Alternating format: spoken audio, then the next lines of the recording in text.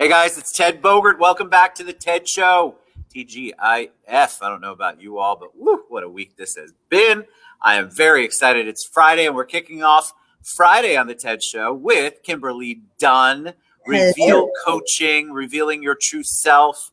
We have so much to talk about. She's got a great journey and a great story to share, and then hopefully we'll get some pointers from her, some nuggets you can take away to start revealing your true self. Welcome, Kimberlee. How you doing? Thank you. I'm doing awesome. This is so exciting and a great way to spend my Friday. So thanks. Yes, I'm excited to have you. You've got, we were talking before we went live. Your background is so much better than mine.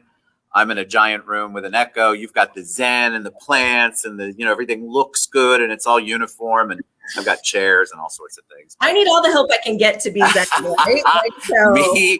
Me too. I understand. But I'm really excited to have you on the show. I love your energy. I loved when we met. Your energy is just awesome. And so that is exactly what the audience loves to see and hear. But before we take a deep dive into the coaching and to revealing your true self, tell them a little bit about you and your journey. Yeah, absolutely. It has been quite a journey, I have to say. It's interesting now when I look back and I tell the story of my life a little bit, I'm like, wow, there's been a lot that's gone on. Like, this is kind of fascinating. But I didn't think that for a long time. I just thought it was my normal life, right?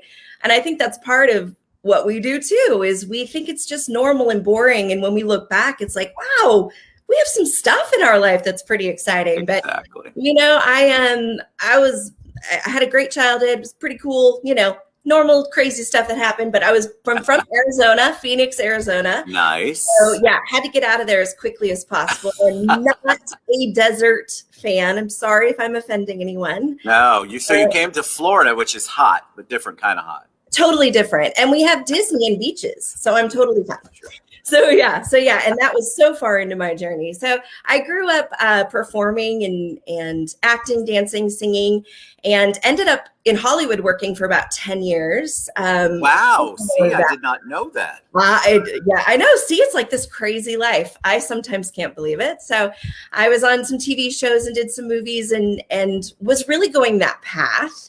And as you can imagine, kind of in that path, find yourself wondering who you are and feeling like you have to conform to things, and really fell into a hard time in my own life, very difficult time. And then I was living in California and kind of had a big faith experience for me that radically changed my life. So I moved from being in Hollywood and working and going that route to going into full-time ministry. I mean, it was like, hello. Wow. What was if it's not too much to ask, what was the epiphany? What was the basics around that? Because I think a lot of people do have that moment that they actually pivot and they turn.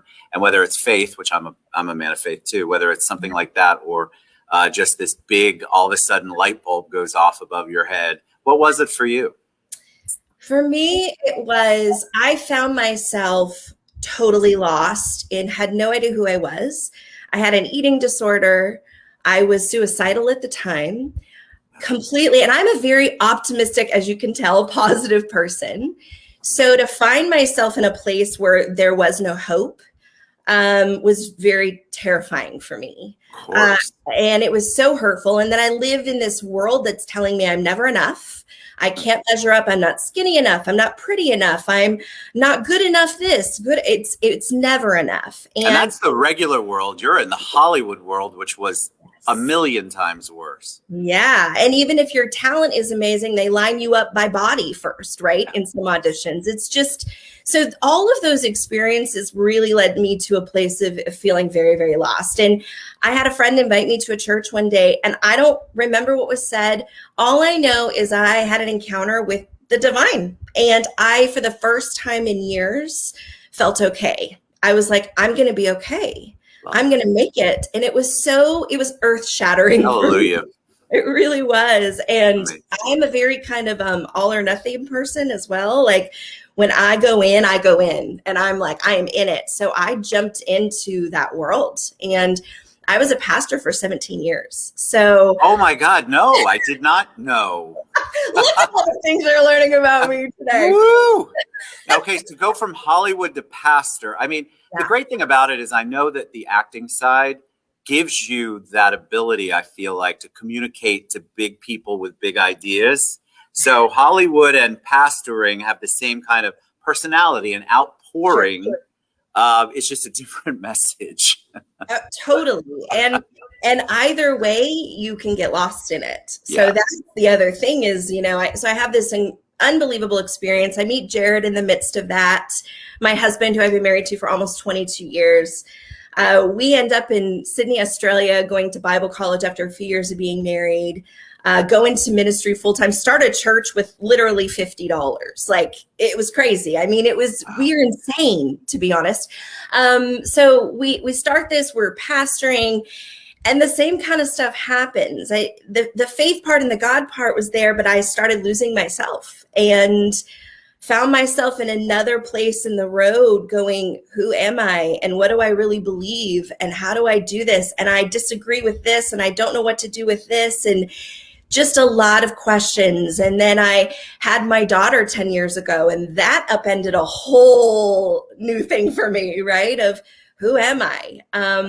So it's been this journey. I'm helping people and still trying to discover who I am and figure it out. And how did you, so you made one big leap from Hollywood to pastoring. And then when you were feeling some of the same things toward the end of your pastoral career, what did you go to? What did you search for? What were you looking for? How did you land on coaching?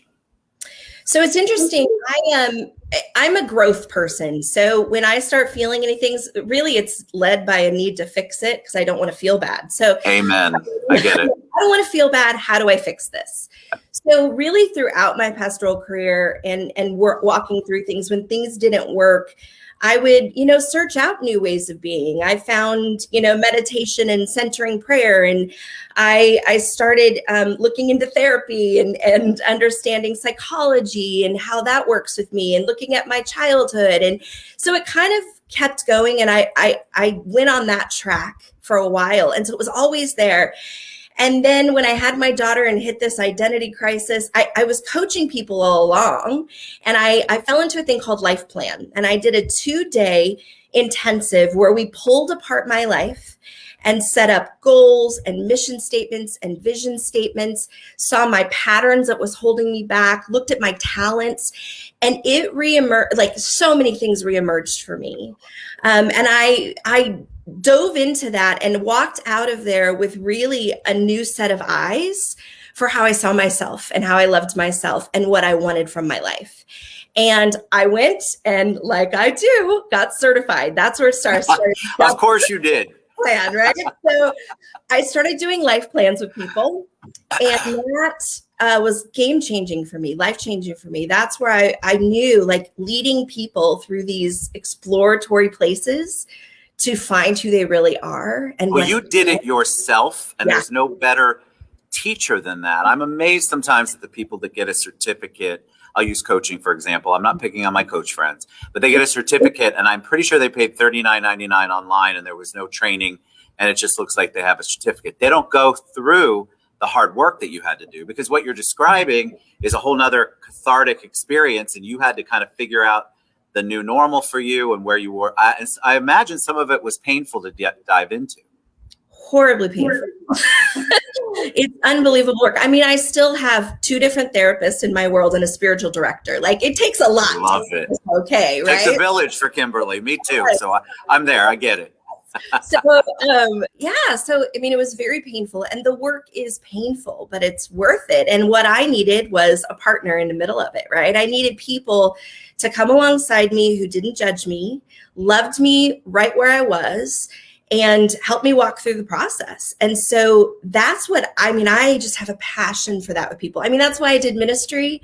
That's why coaching really dropped for me. And as I learned more about coaching and did more coaching for years, it's just kind of evolved from there. And it is my passion now to see people begin to pull apart those layers. And what's that like? Like, tell people, because I know there's people that are listening and going, I know exactly what she's talking about, but they haven't made the journey into the stuff like you're talking about, the painful stuff, the stuff that has always been buried for their entire lives. They haven't really made that journey yet, but they want to.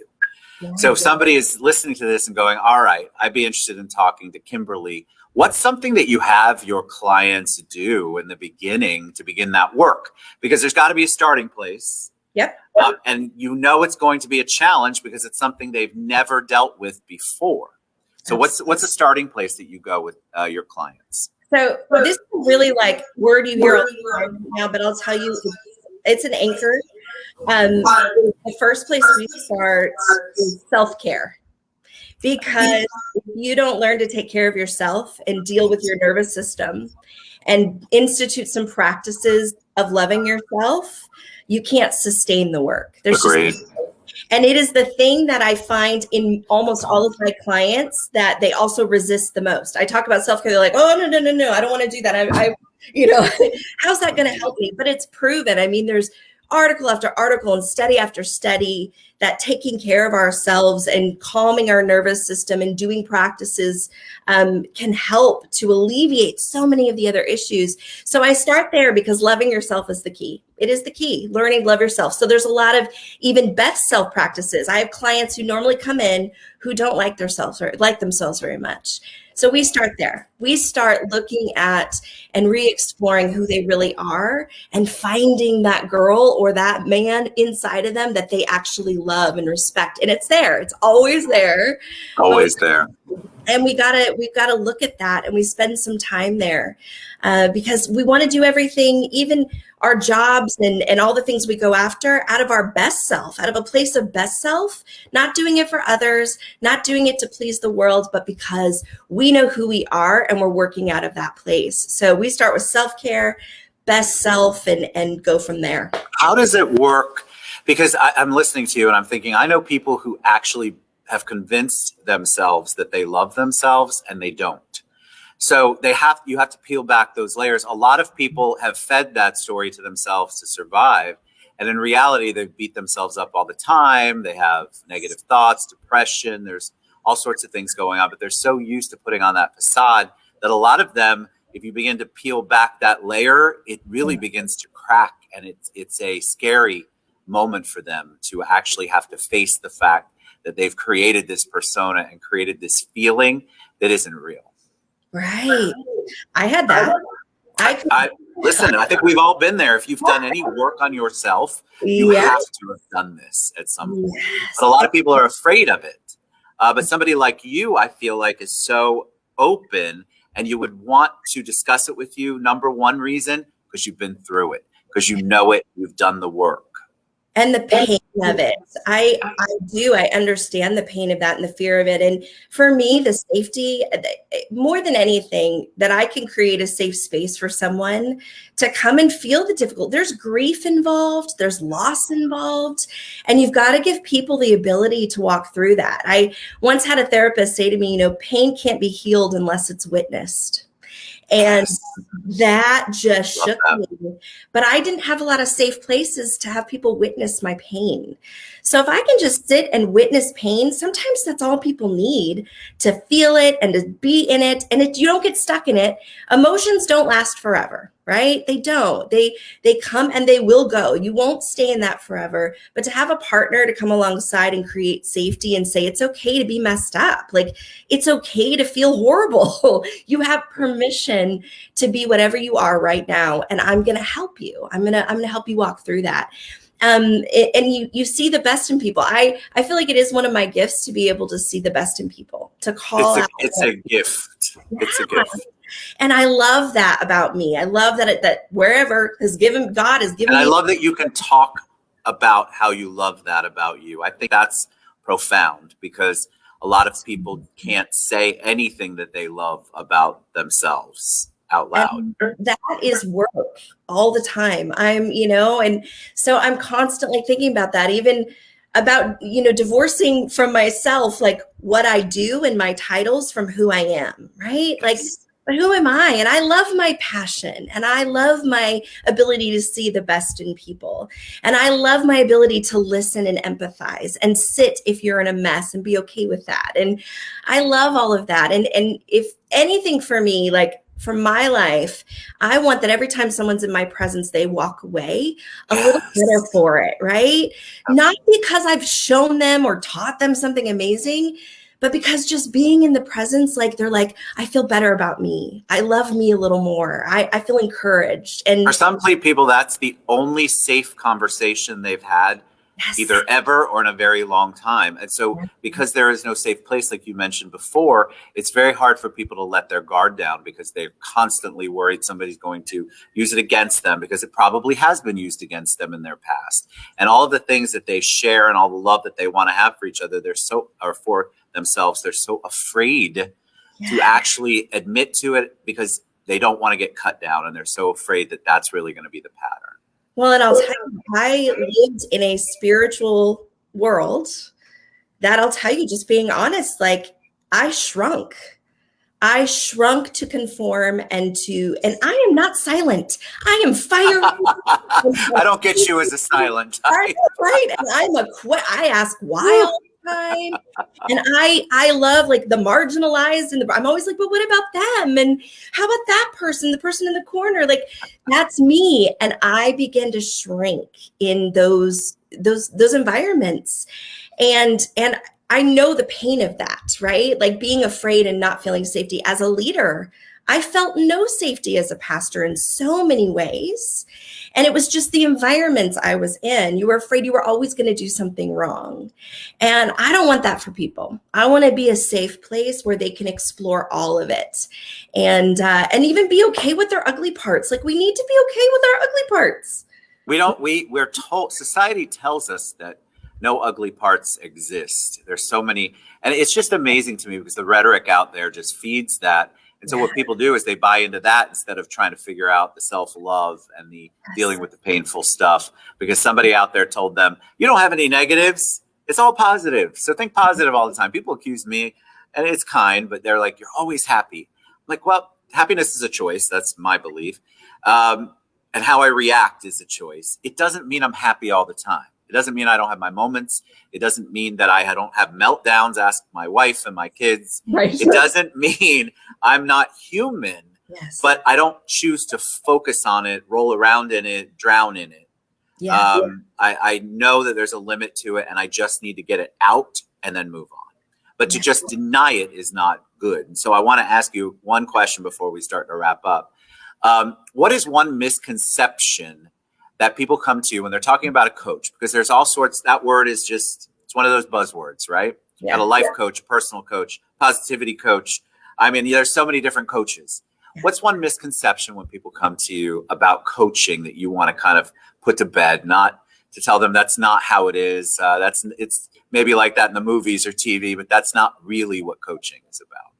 Well, and I can only speak to the type of coaching I do, right? So for me, I think there's a conception that you come to a life coach and they tell you what to do. And even in therapy, a lot of times they're the expert and they tell you the things you kind of need to fix. I don't see myself as that. You're the expert on your life. And in coaching, I'm really doing my job if I'm asking you the questions that mine the gold in your own life, that I'm asking the good questions so you discover how great you are, that you discover what's inside of you, because it's already there. I'm just helping you. I'm just partnering with you in the journey of that. And I think that's a big misconception. And I have clients who sit in front of me, like, just tell me what to do. And I'm like, I don't do that, and people don't want to be told what to, I don't want to be told what to do ultimately. So we transform when we discover it for ourselves. Right. And that's what I think good coaching is someone partnering in it in your journey to help you discover all of the goodness that you have inside of you. And on that note, how do people find you? How do people reach out to you? How do people get to know more about Kimberlee and Reveal Coaching? The best way is revealcoaching.org. All my information's on there, and you can call me, text me, email me. You can set an appointment on there, and I would love, and there's a free 30-minute discovery call to everybody who gets on that website and gets an appointment with me. So I would love to meet you.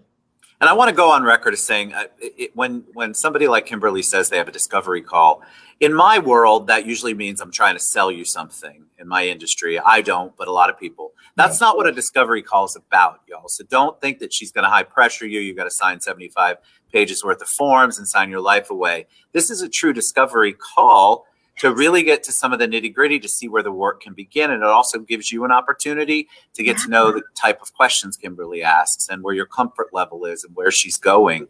And so those calls are invaluable to me. I mean, it's just, they're priceless. And so take Kimberlee up on that. A 30-minute consult is awesome. And you can go to revealcoaching.org to find the one and only Kimberlee Dunn. We did it. We did it. You were awesome. Awesome. You were amazing. Gosh, I love talking to you. You're awesome. Honest to God. Thank you so much. I thought that was so good. Please come back if you have a topic, something's going on. I'd love to have you. The audience loves this kind of insight because we're all looking, I think, for that safe place. Yes. And if we can find more people with that kind of energy that help create those places for us, it's such a positive thing. So I want you guys to reach out to Kimberlee, revealcoaching.org. Thank you for being on the show. It was my pleasure. It was so fun. Anytime. So much fun. So much fun. All right. Kimberlee Dunn. Y'all reach out to her. We'll be back later on.